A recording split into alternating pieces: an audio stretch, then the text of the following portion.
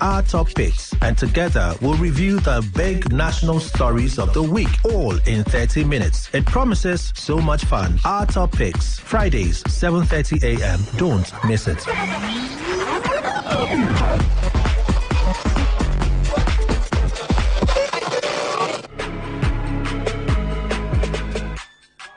Every day on Today95.1 FM, there's always an opportunity to comment and air your views on our various programs. It's not just about us. It's about you, your opinion, and your voice. President, don't you think that it's time to step down, sir? Be part of the story, the gist, reactions, intrigues, and the news. President Neil Patrick Harris has called for greater regulation. Give us a feedback or join the conversation. On Twitter at TodayFM951. Our Facebook address is Today95.1 FM, or join us on the number 0701 933 9962. That's our WhatsApp application. Be informed, be educated, and have fun. We are Today 95.1 FM, voice of the people.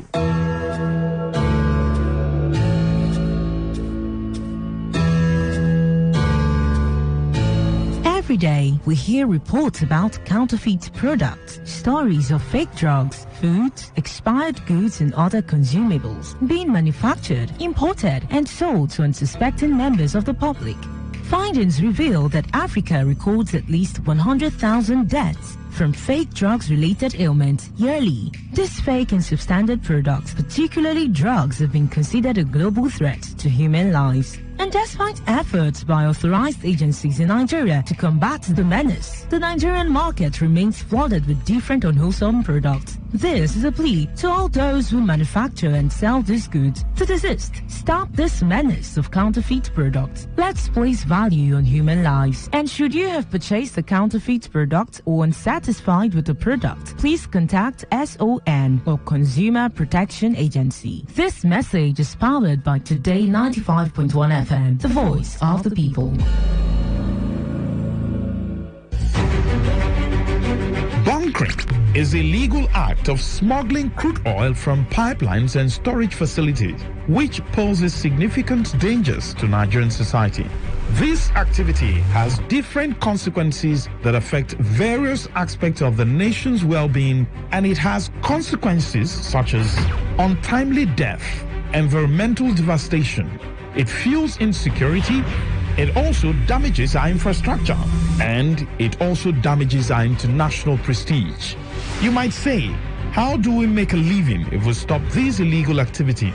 Well, as a young individual, you can channel your energy into positive endeavors that can help you generate income and create an adequate future for yourself. These are some ideas to help you generate income. You can go into starting a business. You can also acquire digital skills or gain agricultural knowledge or engage in farming. You can also acquire art and creativity. You talk about technology and innovation, then skills and vocational training. Please note that success often requires dedication, consistency, and continuous learning. This message is brought to you by your premium talk radio, Today 95.1 FM, Port Harcourt.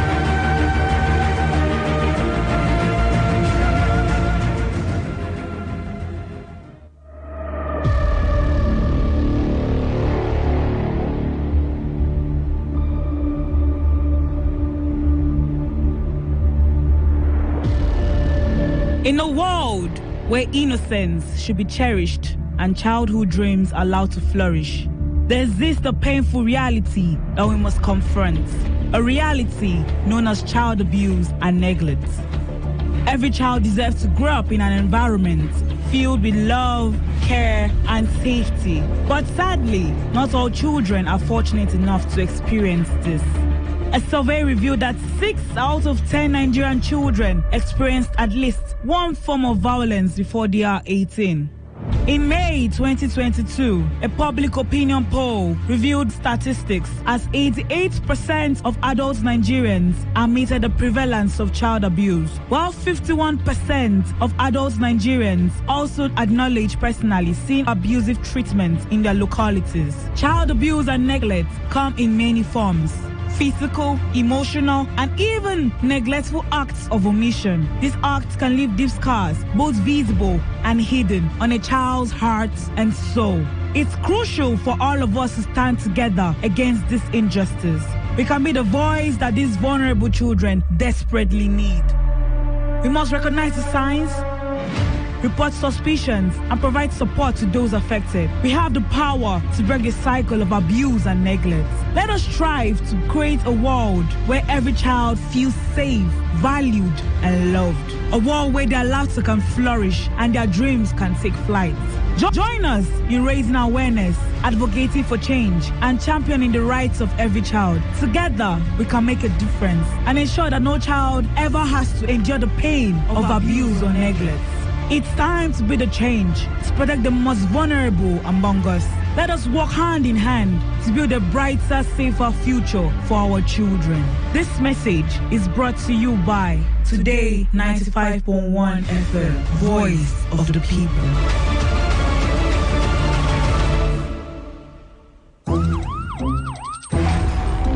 It all begins with breaking news.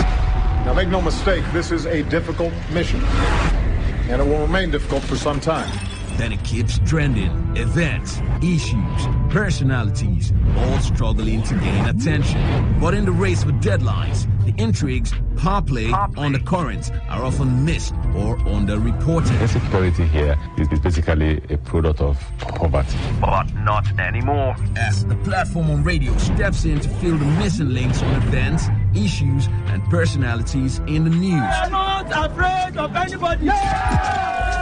The platform on radio serves on the hottest topics and trending issues. Only on Today 95.1 FM. 95.1 FM. Port Harcourt, every Monday, Wednesday, and Friday at 4 p.m. Get on the platform on radio and be served.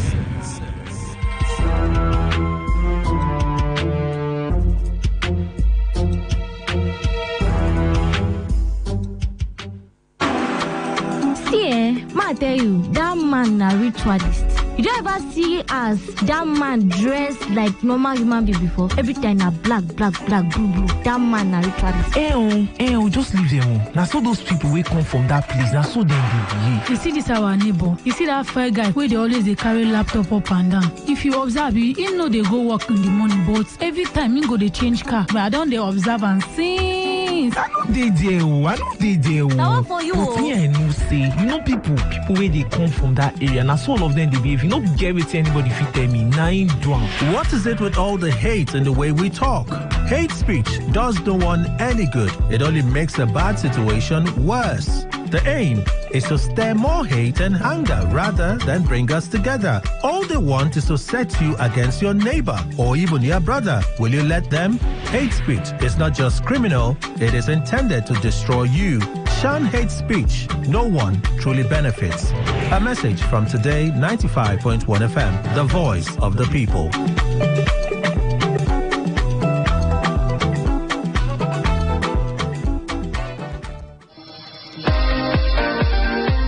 Get ready as we take you through a journey of discovery, exploitation, and essence of natural resources on your premium talk and news and sports station. It is Greenland. Land is green, it's green. A program that brings to center stage issues on agriculture with analysts, technocrats, and farmers. To discuss the challenges, opportunities, and role of agriculture in Nigeria and how it affects our economy. Every Friday, 1 p.m. only on Today 95.1 FM, Port Harcourt.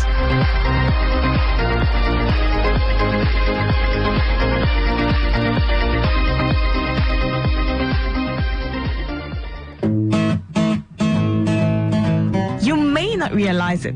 I was thinking we should just go and try to sell for us, but the security has explained this to us, and I think it's going to be right. I don't want our people that are there working. They say even if they sell for us now, we should backfire on them. I mean, that's what they said. So we will not go inside there. We don't want to force ourselves inside the supermarket, so it's not constitutional. There has been clamor for the establishment of state control police to complement the activities of Nigerian police force Several arguments have been made to the need for the establishment of state police. Some argued that the Nigerian police force is not living up to expectation in providing the necessary security for the citizenry. Others are of the view that police presence is not felt in many parts of the country, especially in areas requiring security, such as schools, communities, etc. Some contended that even the cities, police presence is mostly felt in areas dominated by the rich. Others still argue that police performance is generally minimal, hence there is insecurity in the country. These and many other reasons have propelled the proponents of state police. The question that needs to address is, what are the challenges militating against police effective performance in Nigeria? These challenges are: 1, inadequate manpower; 2, inadequate operational equipment such as vehicles, arms and ammunition, communication equipment, drones, area surveillance, security surveillance, helicopters, armored vehicles, and so on and so forth. Inadequate training of personnel. Training and retraining is vital to achieve optimum performance. This has not been possible over the years due to underfunding or lack of funds for training of personnel. Inadequate office and barrack accommodation. Most police stations and barracks that were built since the colonial period have not undergone any form of renovation despite increase in the strength of the force. This has impacted negatively on performance of the personnel. On the issue of state police, it is the submission of the leadership of the Nigerian police force that Nigeria is yet to mature and ready for the establishment of state-controlled police. This is due to the underlying reasons. 1, there is no adequate resources in place for police infrastructure, such as police colleges, training schools, barracks, police stations, clinics, vehicles, communication equipments for the state governments. Again, there are potential for abuse of power by state political leadership. State governors could use police forces under their control for political or personal gain and undermine human rights and security. Furthermore, creating state police at the moment will exacerbate ethnic tension in the country. It could equally lead to potentials for divided loyalty, as there will be multiple commands in the states. There will also be conflict of jurisdiction. The dynamism and sophistication of crime in modern time is bound by capabilities of states to handle. We have incidences of terrorism, banditry, and these crimes are of very high caliber and requires a lot of resources. In view of this, the police leadership rather is recommending the following. Instead of creating state police, first merging the Nigerian Security and Civil Defense Corps and Federal Road Safety to form department under the Nigerian Police. 2, the yearly recruitment of police personnel into the force should be increased by at least 30,000 every year to meet the United Nations minimum standard of policing of 450 citizens to 1 police officer. Thirdly, increase in the budgetary allocation to the Nigerian police force to enable it to procure adequate operational equipment. Furthermore, improve training of personnel in modern policing to enhance capabilities and efficiency. Finally, to amend the Constitution provision section 214 of 1999 Constitution as amended relating to the establishment of Nigerian Police Force to include a new section that reads thus: the Federation shall, subject to Act of National Assembly made in that behalf, fund, equip, and maintain the Nigerian Police Force as may be considered adequate and effective for the purpose of internal security, being the lead agency in internal security. I will emphasize that state police can enhance local responsiveness, improve crime prevention, and strengthen security at the grassroots level. I will recommend an institutional and legal framework that delineates the roles, responsibilities, and jurisdiction of state police forces within the broader national security architecture. I operated at the state level for 8 years, deputy governor, then came to the center, vice president for another 8 years. And I know that in Bayelsa State and other states that attempted to have some element of security operatives that assisted the police, it worked very well.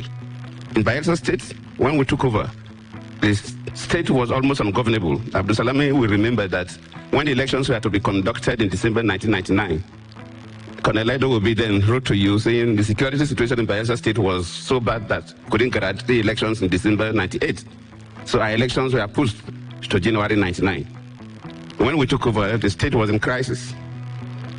Niger Delta agitation was there, but criminal elements were also operating all the creeks and were doing all kinds of havoc to market women and others. Until Alamisi, then my boss, also set up the Bayelsa volunteers that work with police. And we had to build stations around the critical parts of the creeks. And the boys volunteered to work with the police since they couldn't carry weapons. And that brought the excessive piracy down. So there's no way we can manage our internal security if states will not have their police. Really? So the issue is not states having police, but how will the state police function vis-a-vis the national security architecture? When I set up the 2014 National Dialogue, I think that period, we have a lot of challenges in the country. People were agitating so many areas. But when we set up that dialogue, one thing that the whole almost 500 delegates agreed without much ado was the issue of state police. When that matter came up, everybody supported the issue of state police. So we cannot move away from state police. I remember the issue of state police was accepted. The issue of National Border Force was also accepted. Then the issue of Coast Guard was also accepted. And the National Assembly of National Border Force must be considered. Because we said that yes, the immigration and the customs carry weapons and they are the border controls, but they cannot play the role of National Border Guards. Because those are control routes. The customs and immigration stay in the control routes. Criminal elements don't pass those control routes. They pass through the borders at different points. So it is only when we have a national border force that will be able to contain these elements. And most of the customs and the immigration, they carry weapons, but they were not sufficiently trained to confront these criminal gangs. I was in the customs for 2 years before I entered the university, and I know the training given to us was not enough for you to confront these criminal gangs. So these issues must be integrated with the issue of state police. Could the state police also, for the riverine areas like the Niger Delta, also play that role of coast guards? Could the one in the northern the boundary areas also play the role of the National Border Force? This will surely help the country. We are not going to debate, and we should not waste our time debating whether we should have state police or not. Listening to the speaker, he gave the history. Even in this country, we operated it before. Why is that the military scrapped it? Because of the abuse. And that is the area we should concentrate on. How do we manage the state police and it will not be abused by state political actors? If state political actors are abusing the state police and using the state police to harass and make life miserable for people who don't belong to their political parties, could the commander-in-chief sit down and watch? Or will he order the military to go and overrun the state police? Of course, that will bring crisis in the country. So I think the key areas that we have to debate is how do we run the state police vis-a-vis the national security architecture of the country. And these things need to be done carefully. Luckily, there are so many countries that have this. We also experimented it before during the First Republic. And the relevant committee members would travel to this country or understudy them or get it from the Google or read from the literature. Because it is very critical. That is the area we are worried. This matter would have come up even much earlier than now, even when I was in office. But what we were worried was that, look, even in local government elections, even in cosmopolitan states, other parties, if the governor is from party A, you see people in party B and C will win elections as senators, will even win elections as House of Rep, will win some state assembly elections, but they come to local government chairman and councillor, at least no other party wins. It's only the party that produces the governor that will clear all the councillors. It's not possible. So if we're talking about state police, we must also rejig INEC. And the police must not be used against or to the advantage of any political party that by divine providence happens to be the governor of the state. So the issue of the voting, the polling booths of INEC and the use of the police during elections has to be reviewed by the National Assembly. In fact, even the polling units we use for our voting, this is the country This is the only country I've visited that have isolated polling units. Most other countries have gone to observe elections. They have polling centers. They take primary school or secondary school. And within that polling center, you may have 5 to 10 polling units within the polling center. I just came back from Senegal, then from Pakistan. You see the police are always at the gate. They don't even go into the compound. They don't go near where voting was taking place. The citizens were also disciplined enough not to behave in a way that will attract the police. We must find a way to make the use of police for electoral purposes very, very limited. Not what we hear today that security operatives assist in ballot stuffing or snatching or things that way. So the National Assembly need to look into all this. I think these are the areas that we have to concentrate. The issue of the need for states to have their own police is not negotiable. There's no way we can continue this kidnapping that is going on in this country. It is for this commercial kidnapping started about 2006. I don't want to go into that history when I was the governor of Bayelsa State. But it started in the Niger Delta. Now it has been a commercial venture all over the country. And we've not been able to control it. The only thing that can help us, if we cannot stop it completely, but at least to reduce it to the barest minimum, is for states to have their police. And while making the law, sometimes we'll say, okay, the state police should have limited weapons. The caliber of weapons the police should have in the state should be limited. That is an area that must also be careful with. I'm not expecting states to have rockets, missiles, but the conventional weapons, if you look at the caliber of weapons criminals use, the states must have superior weapons, or at least equal. If you make the states to have weapons that are inferior to the ones that the criminals are using, then you're asking their police to commit suicide in the field. You cannot give your police a weapon that will kill at maybe 50 meters range. Then the criminal has a weapon that will kill 100-meter range. Then they are not doing anything. So we must not even go there in terms of limiting the capacity of the state police. A state that has enough resources must equip the police very well. And that state can also assist other states. I remember in East Southern Africa, you see a country like Rwanda sometimes send their military to assist other countries when they have crisis. So a state that has a little more money and equip the police very well can also send assistance to another police and another state that have major challenges. It's a national challenge. And if you don't crush the challenge that state has, those criminal elements will one day come to your state. So where that is happening, the states will come together. Luckily, the chairman of this governors forum is here, he will speak, can work together. That is the best way we can protect this nation and Nigerians, and everybody has anything to do in Nigeria will live at peace. Distinguished colleagues, motion moved and seconded, debate closed. Distinguished colleagues, the bill that is before us is the Rivers State Local Government Amendment Law number 4 of 2024, which we intend to have this morning. This actually came to us as a bill, and we are all aware that this House deliberated on this bill successfully. This bill was passed, having passed all stages required by law. And this bill was forwarded to the governor for his assent. And the governor received the bill that was passed by this House on the 14th day of March 2024. And the governor has chosen to withhold his assent. And just like members remarked, this House is empowered by Section 100 of Section 5 of the 1999 Constitution as altered to override the governor. And from the presentations of members this morning, I'm convinced that we are of the view that we should make progress on this bill so it can become law for our dear states. Honorable members, there is no need to say much about it because we already know the content of this bill. Essentially, this bill seeks to ensure that Section 7 of the 1999 Constitution as altered, that provides for democratically elected local government system, should be the only thing that will take place in our dear states.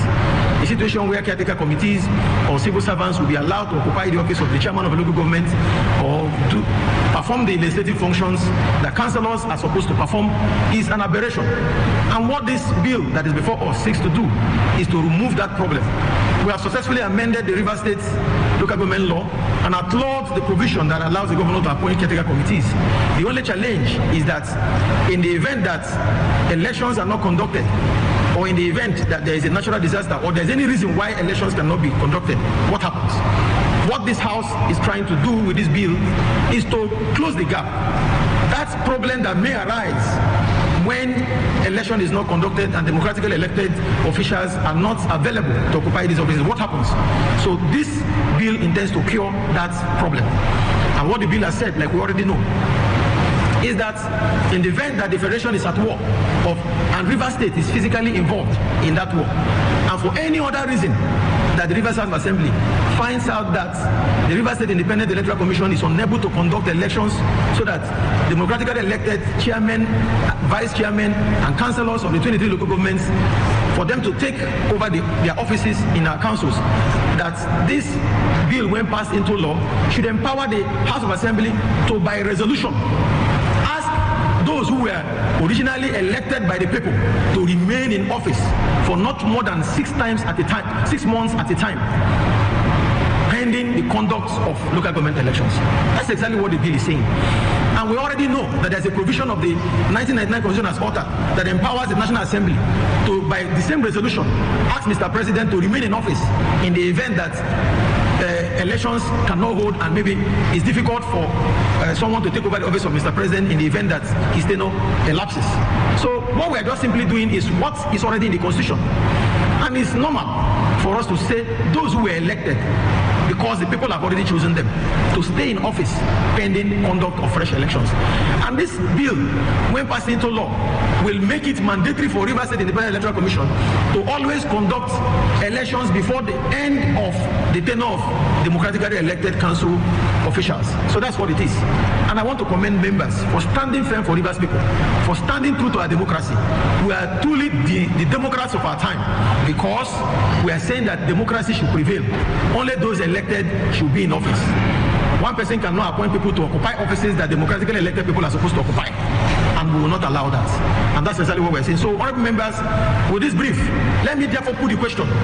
Those in favor, members, we know that this, for us to override the governor, Section 100, subsection 5 requires that we have the third majority of members in the 99 Constitution as altered should indicate by raising their hands, please.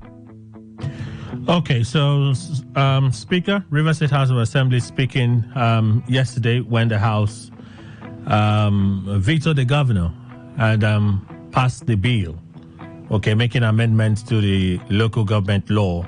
You listen to Martin Ameule there. And then you listen to former President Goodluck Jonathan on the benefits of state police and why it is now imperative that we get state police in place.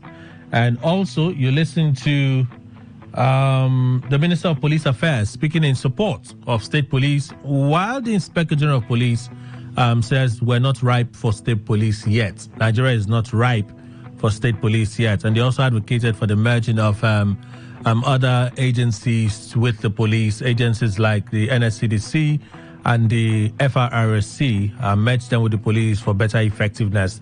Inspector General speaking just before the Minister of Police Affairs.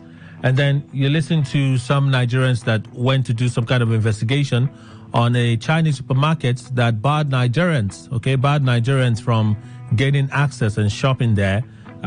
With that report now, that facility is closed. That's what we're hearing now. The FCCPC has gone ahead to close that particular facility. And then you also heard Governor Oti speaking on the forensic audit that he instructed or directed, and the findings from that forensic audit, the books of Abia State. Yeah, books of Abia State. And then firstly, we played you a clip from Kingsley Chinda. Kingsley Chinda is the minority leader in the House of Representatives. He was speaking at the PDP caucus meeting. That caucus meeting, if I'm not mistaken it now. I saw this clip on social media, this one, I'm like, that's interesting. It's coming from Kingsley Chinda. Kingsley Chinda is an ally to Nyesom Wike. In fact, a strong ally to Nyesom Wike. Well, those are the things that we shared with you this morning. Kelly Kemenjima is my name. Welcome to the Newspaper Review segment We're live this morning on Today 95.1 FM. We'll do this from now to give and take 11:30 a.m. We'll look at the stories and panelists will join us. We expect a guest to join us this morning. In fact, we expect the Commissioner for Information to join us shortly. Hopefully he can make it to the studio, and then we take the Rivers State government angle to what the House of Assembly has done or did yesterday. So we expect the Commissioner to join us this morning. Wire Sanibor, Joseph to join us, Joseph Johnson to join us this morning on the show. All right, so let's begin. Just to remind you, platforms are available. Our WhatsApp, unfortunately, is still down, so we won't be able to read WhatsApp messages from you. But then the SMS platform is up and running. That is the traditional SMS portal, 0701-9339-962. Again, 0701-9339-962. Numbers to call when the phone lines are open, 0817-00000951, 0810-951-0951. Again, 0817-00000951. or 0810-951-0951. When the phone lines are open, those are the numbers to use. On socials, Facebook, Today951 FM, Today951 FM. There you'll find posts for opinion poll, real talk, and the general post. Okay? And then on X, you'll find opinion poll and real talk. And X is Today FM 951, Today FM 951. All right, let's begin with Daily Post this morning. It opens with the first story. Terrorism-related death dropped from 2,600 to 200. AK-47 from 500,000 to 5 million. NSA Ribadu from that counter-terrorism meeting yesterday. The National Security Advisor, Nuhu Ribadu, says the number of deaths related to terrorism in Nigeria dropped from 2,600 per month to less than 200. Ribadu disclosed this while noting that AK-47 now sells for over 5 million naira due to the effort of President Bola Tinubu's administration in cabinet security. Addressing journalists at a high-level African counter-terrorism meeting in Abuja, Ribadu says AK-47 being mopped up are destroyed. He says, we're working and I think we have done fairly well. One of the things that we have seen as an indication that things are beginning to look different, for example, is AK-47 that used to be sold for less than 500,000 naira last year now goes for as high as 5 million naira. It means it is not available and we're mopping them up. We are taking them out, we're destroying them. We do not just take them, we destroy them. Part of his comments, yeah? Forensic audit, you have deep aversion for me. Ikpazu knocks OT. You listen to OT, right? So Ikpazu reacts. Former Abia State Governor Dr. Okeze Ikpazu is reacting to the allegation of fund diversion raised by Governor Alex Oti against his government. Oti had alleged that a forensic audit revealed how the immediate past government of Abia State released some funds to some contractors to handle the construction of a state-owned airport and other infrastructure believed to be non-existent. I still have it in my head how the governor said they kept looking for it. And one of his aides told him that since they've done everything to find it, maybe they should deploy artificial intelligence so it will help them locate where the airport is built. Governor Oti revealed during a presentation at the Johns Hopkins University School of Advanced International Studies in the United States. But reacting through his spokesman, Onyebuchi, Ikpazu tagged the report as tissue of lies, intricately woven by a spin doctor to deceive his audience. The statement further alleges that Oti's target by the allegations was to internationalize his deep aversion for his predecessor. Reads in part, our attention has been drawn to trending reports of a speech delivered by Governor of Abia State, Dr. Alex Oti, at a forum somewhere in the United States of America, wherein he made certain allegations against his predecessor in office, Dr. Okeze Ikpazu, bordering on financial malfeasance. Ever since leaving office as Governor of Abia State for 2 consecutive terms, Dr. Ikpazu has carried himself with the dignity his present situation in life demands, and has a matter of personal policy avoided any confrontation with the present governor and his administration. At best, Dr. Ikpazu has authorized what he has authorized are clarifications whenever the current administration seeks to misinform the public about what transpired during the last administration. Clear instances of these abound, and a few of them shall be highlighted later in this release. We want to make it abundantly clear that what the governor spewed at that forum is a tissue of lies, intricately woven by a spin doctor to deceive his audience and internationalize his known deep aversion for his predecessor. Let's leave the rest. Kogi election, this is just for rumors. Somebody will see the headline and not understand what it's about. Kogi election, CBN governor ordered to appear in court. Kogi governorship election petition tribunal sitting in Abuja failingly appear before it today. According to the news agency of Nigeria, the governor is to appear to give some explanation on the role of the CBN in the November 11, 2023 off-cycle election in Kogi State.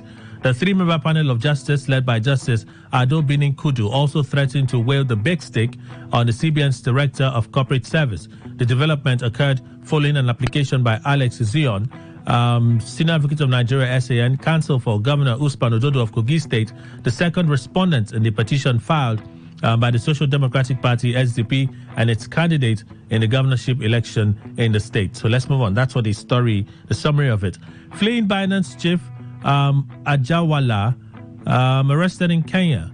Nigerian government seeks extradition. Kenya Police Service has arrested fleeing Binance executive Nadim, who escaped from custody in Nigeria. There are indications that the International Police Organization Interpol plans to extradite him to Nigeria this week. A reliable source in the EFCC, who preferred anonymity, disclosed this to Daily Post on Monday. Student loan scheme include private university students among beneficiaries, Obasanjo tells Tinubu. Former President Olusegun Obasanjo is urging President Bola Tinubu to include students of private universities among beneficiaries of the student loan scheme. Obasanjo, however, raised doubt over the running of the scheme without recording corrupt practices. According to the former president, he puts it this way, the vice chancellor has spoken about the need to include private students in private universities as beneficiaries of the student loan scheme. I urge the government to listen to that and take heed to include them too. I doubt if the scheme will be run without corruption. That is another matter entirely. All right. Obasanjo, the proprietor of Bell University of Technology, opined that the loan scheme is crucial to the development of the society and the welfare of citizens, as well as, and that excluding a group of people would be counterproductive. NSCDC rescues 10 suspected victims of human trafficking in Abuja. We're still reading stories from Daily Post. The Nigeria Security and Civil Defense Corps, NSCDC, has intercepted in Abuja 10 suspected victims of human trafficking purportedly being sponsored for illegal migration abroad. The victims were accosted at Zuba Motor Park, Abuja, by officers of the FCT command of the NSCDC following a tip-off on their return from Mina, Niger State, where they had gone to process their international passport as directed by their sponsor. The victims, whose ages bracket are between 24 to 34, consist of a male and 9 females, and all claim to be indigents of Ondo State. It was gathered that each of them paid 80,000 naira to facilitate the procurement of the international passport. According to a statement on Monday by the spokesman of the FCT Command NSCDC, Samuel Idoko, the intercepted persons also confessed to being promised migration abroad to undertake ready-made jobs, especially in North Africa and Canada, by a yet-to-be-identified sponsor who, according to them, resides in Ondo State. Well, while handing over the 10 suspected victims to the Nigeria Agency for the Prohibition of Trafficking in Persons, NAPTIP, the FCT commandant, Olushola Odumosu, warns Nigerians on the dangers of illegal migration abroad. Puts it this way, be careful of the types of people that are promising you a better future abroad. Don't be desperate, because some of them end up running and ruining your lives. Nigerian Army dismisses 2 soldiers for stealing Dangote refinery's cables. Does this suggest, perhaps confirm, that indeed they stole it? Well, the Nigerian Army has confirmed the dismissal of 2 soldiers involved in an alleged theft of armored cables from the premises of Dangote refinery in Lagos State. The 2 soldiers, Corporal Innocent Joseph and Lance Corporal Jacob Gani, were dismissed with immediate effect and also handed over to other security agencies for prosecution. A statement by the Army spokesman, Major General Oyemawachiku, said the 2 soldiers carried out the incident on April 14.